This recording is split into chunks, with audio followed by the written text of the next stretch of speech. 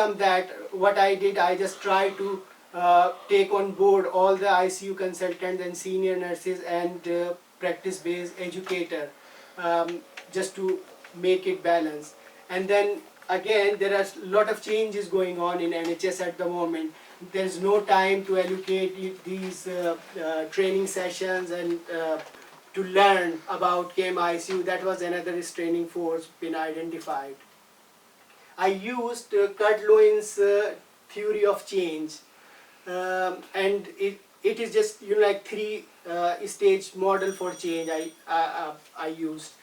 One is unfreezing and then change or moving and then refreezing, sort of thing like if you go and open the fridge, take the eyes out, and you like to make it in other shape, you need to unfreeze first and then you make the other shape and then refreeze.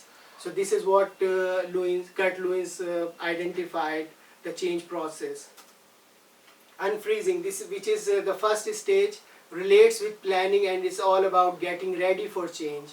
It is basically a homework. This stage, the unfreezing one, it basically is a planning and getting ready, and it is basically a homework for introducing interventions and actions to enable the change. So that was just identify the restraining forces, identify the driving forces, and then you make an action plan about how do you go about the change. And secondly, this is a very good opportunity, unfreezing, that you can gain allies for your you can be beneficial for the change.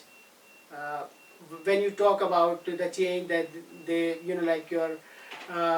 your colleagues will discuss about the concerns and any fears or something, and then at the same time you can give them opportunity like okay, we are going to have some training sessions and don't worry about that. So this is the good opportunity and freezing stage encounters.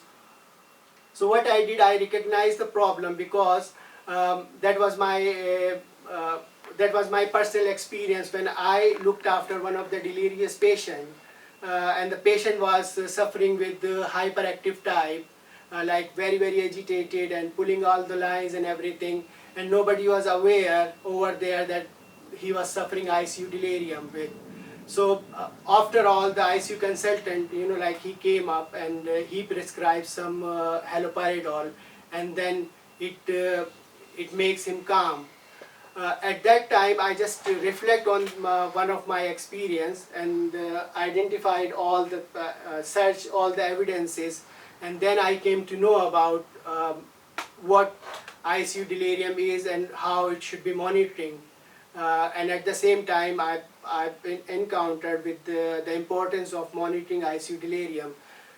Secondly, what I did, I just conducting a gap analysis because there was a gap in evidence and base, theory and the practice. The theory and evidence says it should be monitored every time or every shift, but it wasn't happening in ICU. So that was conducting a gap analysis I carried out, and then selecting a solution, which is KM-ICU, the most recommended tool, was identified. Then I tried to mobilize others to see the need for change.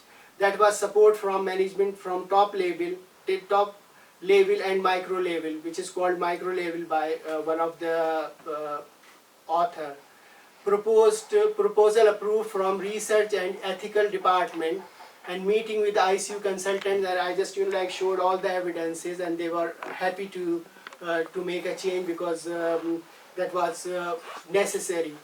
Meeting with senior colleagues and nurse leaders, they were on the board as well. Selecting the mentor, as I said, I've selected the mentor, which was a practice-based educator, and she was very happy to be on board to make this change happen. Meeting with nurse colleagues,